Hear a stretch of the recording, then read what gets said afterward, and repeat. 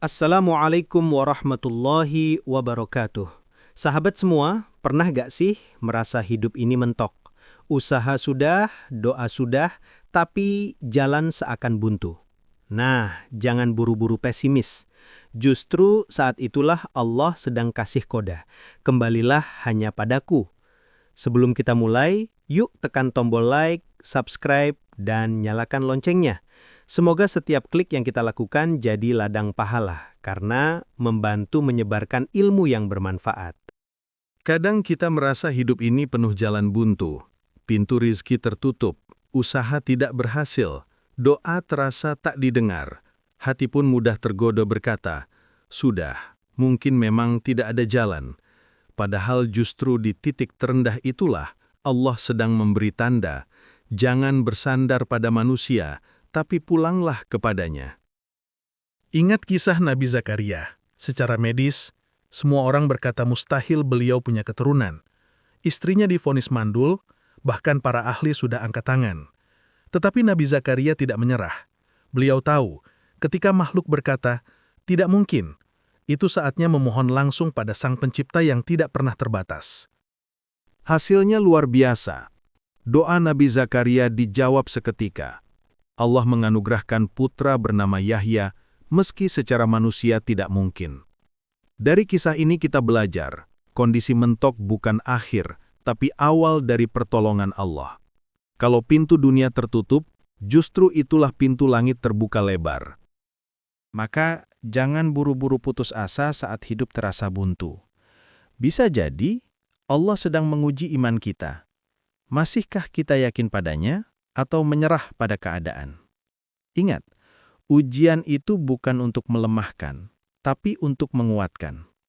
Karena semakin kita mentok, semakin dekat kita dengan jawaban dari Allah. Salat bukan sekedar kewajiban harian. Salat adalah kabel penghubung kita dengan Allah. Saat hidup terasa gelap, salatlah yang menyalakan lampu harapan. Karena setiap kali kita berdiri, ruku, dan sujud, sebenarnya kita sedang berkata, "Ya Allah, aku kembali. Aku tak punya daya kecuali Engkau." Inilah sebabnya sholat ditempatkan setelah syahadat, bahkan sebelum zakat. Bayangkan Nabi Zakaria. Beliau tidak menunggu punya harta untuk bersedekah dulu, tapi langsung menggunakan tubuhnya untuk sholat. Dari situlah beliau menyampaikan doa agar diberi keturunan. Jadi, kalau harta terbatas, tenaga masih bisa dipakai untuk ruku, sujud, dan bermunajat. Itulah rumus pertama. Sebelum memberi dengan harta, dekatkan diri dengan sholat. Sholat juga bukan rutinitas kosong. Dalam sholat ada rasa diawasi, ada rasa sedang berbicara langsung dengan Sang Raja Langit dan Bumi. Kalau sholat kita masih sekedar gerakan, itu seperti kabel yang belum terpasang. Tapi kalau hati ikut hadir, sholat jadi koneksi paling cepat untuk menyampaikan segala keluh kesah. Maka jangan heran kalau banyak ulama menekankan sholat di awal waktu, tahajud di malam sepi, dan doa di sujud terakhir. Karena disitulah jalur tercepat terbuka. Sholat bukan beban, tapi anugerah. Ia adalah pintu darurat yang selalu ada di setiap ujian hidup kita. Doa bukan hanya kumpulan kata, tapi percakapan langsung dengan Allah. Dan percakapan akan lebih dalam jika kita memanggil dengan nama yang tepat. Allah punya 99 nama indah, Asma'ul Husna. Setiap nama punya makna khusus yang bisa jadi kunci doa kita. Jadi, jangan asal meminta. Panggil Allah sesuai kebutuhan hati.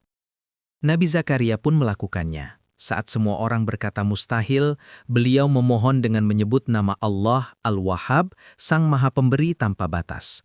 Karena beliau sadar, kalau manusia membatasi, Allah justru membuka tanpa batas. Hasilnya, doanya langsung dijawab. Dari rahim yang divonis mandul, lahirlah seorang anak bernama Yahya. Kita pun bisa meneladani itu. Misalnya, ketika belajar dan butuh pemahaman, panggil Ya Alim. Saat rezeki seret, sebut Ya Rozak. Kalau hati sedang resah, ucapkan Ya Salam. Nama-nama ini bukan sekadar lafaz indah, tapi pintu khusus untuk mengetuk rahmat Allah. Jadi, rahasia doa bukan panjang pendeknya kalimat, tapi kesadaran hati ketika menyebut namanya.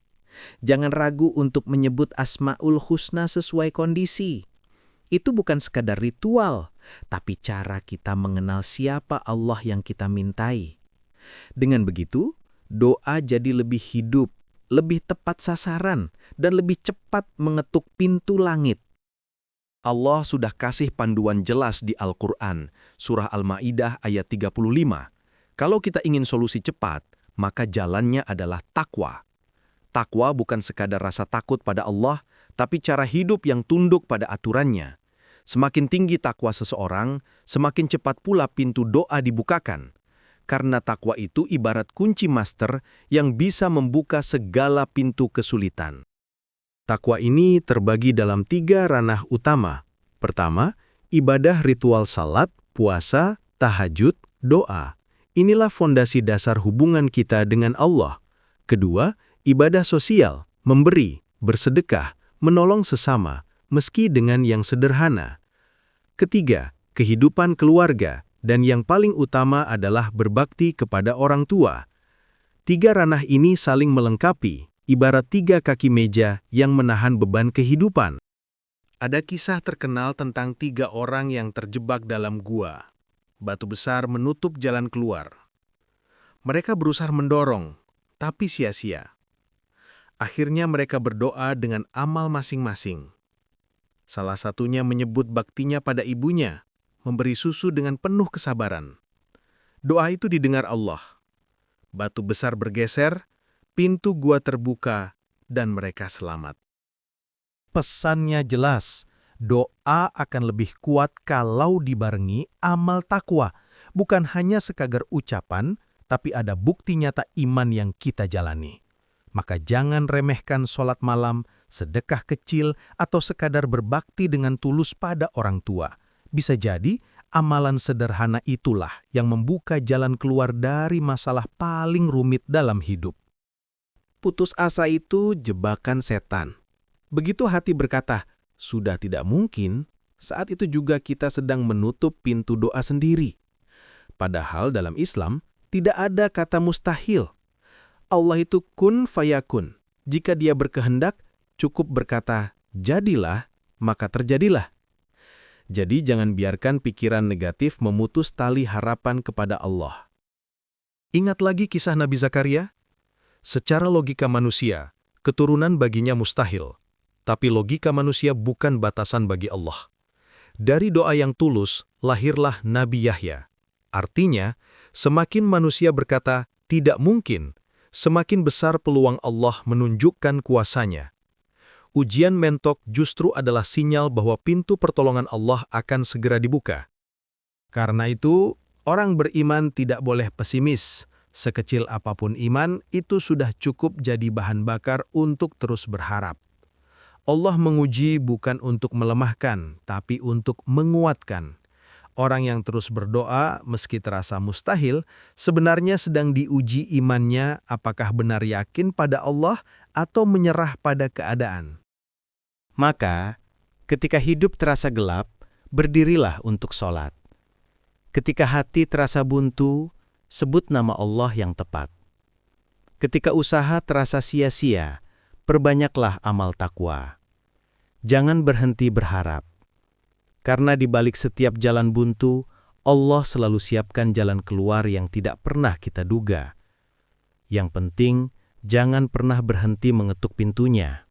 Sahabat semua, dari kisah Nabi Zakaria, kita belajar bahwa tidak ada kata mentok bagi orang beriman. Ketika pintu manusia tertutup, Allah sedang membuka pintunya.